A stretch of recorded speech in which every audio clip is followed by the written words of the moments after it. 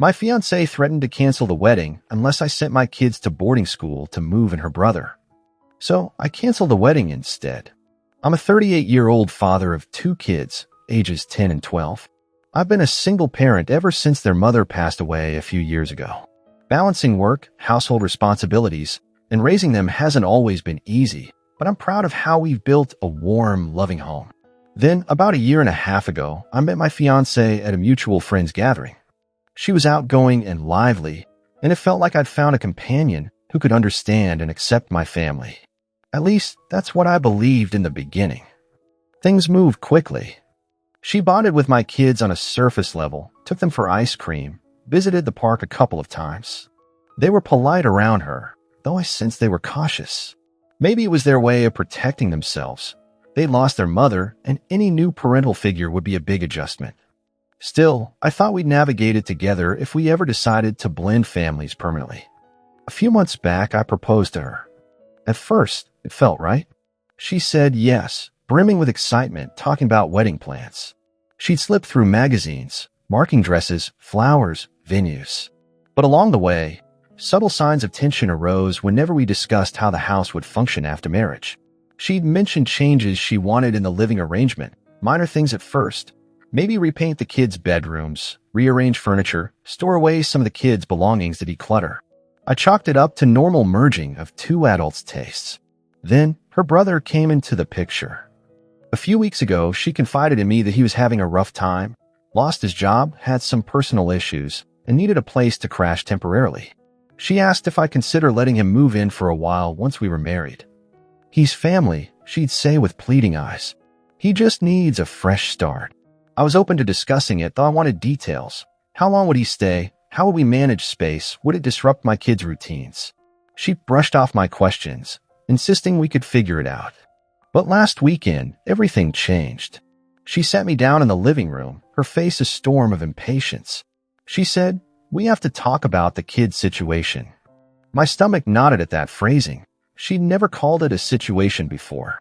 She laid out this bizarre ultimatum. Her brother needed a proper bedroom, not just a couch or an air mattress. My kids, according to her, already have each other and could be relocated to give the rest of us breathing room. When I pushed for clarity, she dropped the real bomb. She expected me to send my kids to a boarding school, out of the house entirely, so her brother could move in comfortably. I was stunned. My kids have bedrooms that reflect their personalities, their sense of home, a sanctuary they need to feel secure. Tearing them away to a boarding school, purely because her brother demanded a free bedroom, struck me as unthinkably harsh. I tried to reason with her, pointing out how traumatic such a move would be, how I wasn't about to exile my children from their own house. She shrugged, repeating that her brother was in a desperate situation, that it was for the best. As I sat there, reeling from the suggestion, my fiancée grew more insistent. "Think of the wedding," she said, leaning forward. "We'll start our new life with my brother under the same roof, and your kids can get a better education away from home. Isn't that what you want for them?" Her tone implied that sending them off was some grand favor to them, but I saw through it. I reminded her that my kids are already enrolled in local schools, have friends here, and we have a stable routine. She rolled her eyes, dismissing every concern. The conversation escalated. I asked how her brother's personal struggles justified uprooting my children. She retorted that since we'd marry, the house would be ours, so we should use the space as she saw fit. In other words, my kids, who'd lived here their entire lives, were suddenly a secondary priority behind her grown brother, who apparently wouldn't find a job or place of his own. The entitlement was staggering. Finally, she upped the stakes. "If you don't agree," she declared, "I'm canceling the wedding. I won't marry a man who won't put my family first." The words rang in my ears, thick with manipulation. I told her, shaking with anger, "My kids are my family. You can't ask me to toss them aside." She insisted it wasn't tossing them aside, but freeing them to have a boarding school experience. I almost laughed at the euphemism, but the situation was too serious for that. The next day, she repeated her threat. Either I commit to shipping my children off, or the wedding was off. Meanwhile, she made phone calls to her mother, to her father, telling them about how uncooperative I was. She tried to spin it as if I was blocking her brother from basic shelter. The stories I overheard on her phone calls were twisted. She painted me as a cruel stepfather figure who refused to help a desperate sibling. My kids, blissfully unaware, continued their normal routines: homework, after-school clubs, weekend soccer. Each time I looked at them, I felt a surge of protectiveness. The mere idea of them packing their bags to some distant boarding school, forced away from the home we built, made me furious. That's when the realization solidified. If my fiancée truly believed she could banish my kids so her brother could move in, we had no future together. I decided to try one last conversation, hoping she'd come to her senses. I explained how vital stability was for my children.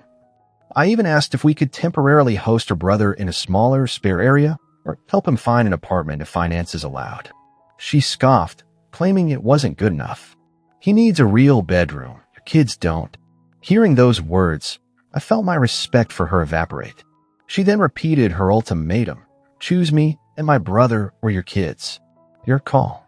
In that moment, it felt like a punch to the gut.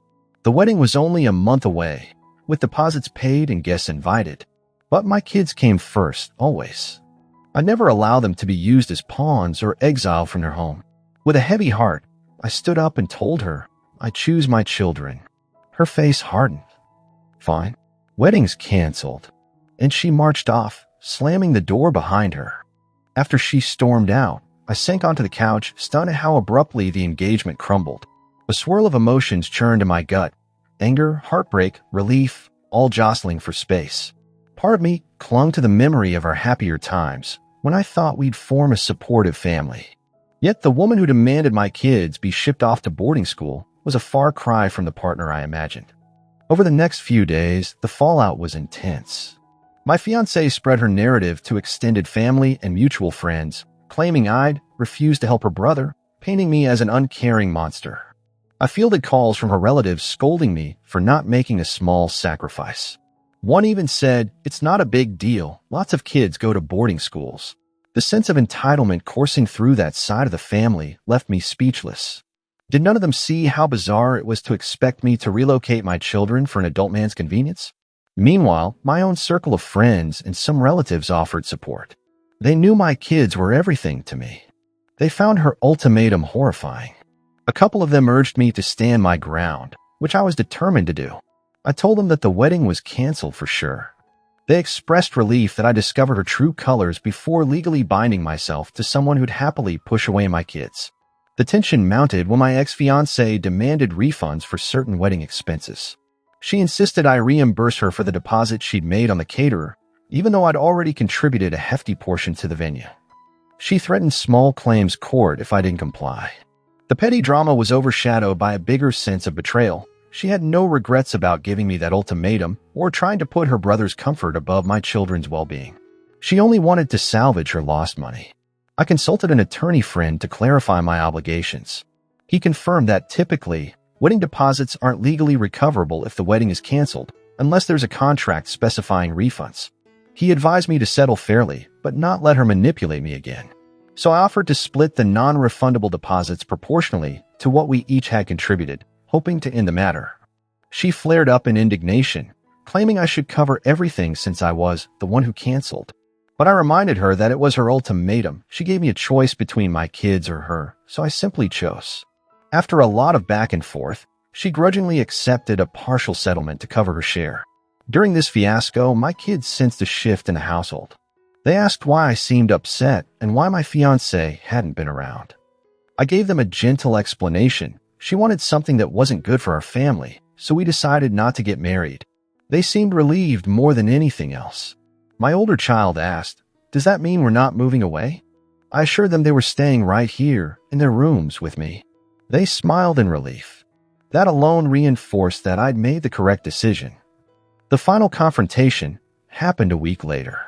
My ex-fiancée swung by unannounced, demanding to pick up some personal items she'd left. She also insisted we talk like adults. I let her in, but kept a firm stance.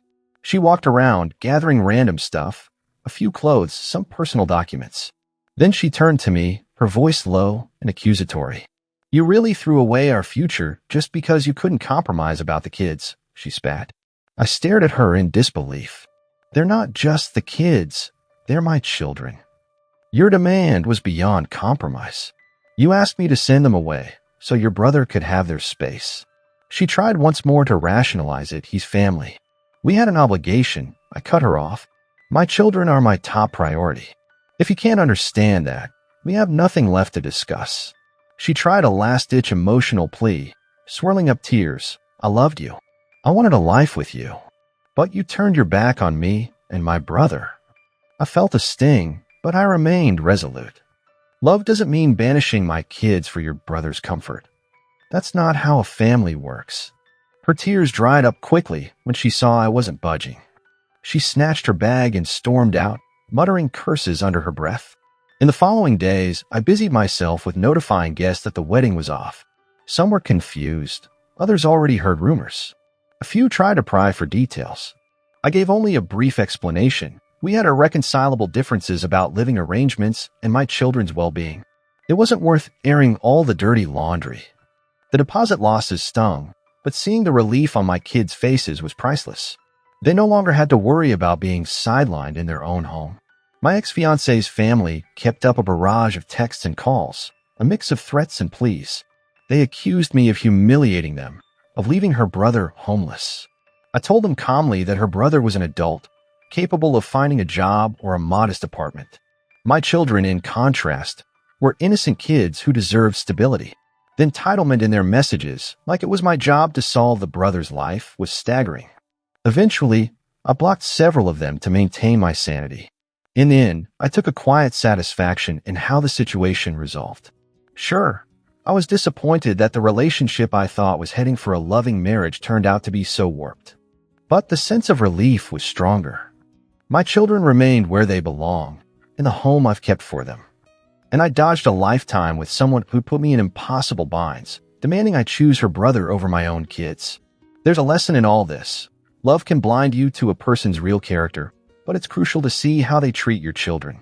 The moment someone tries to cast them aside, you know exactly where your priorities lie. I canceled the wedding, and although it cost me financially and emotionally, I'm walking away with my family intact. That alone proves it was the right call. And if my ex-fiancé wants to label me as the bad guy, so be it. My children will never doubt their father put them first, and that's the only vindication I truly need.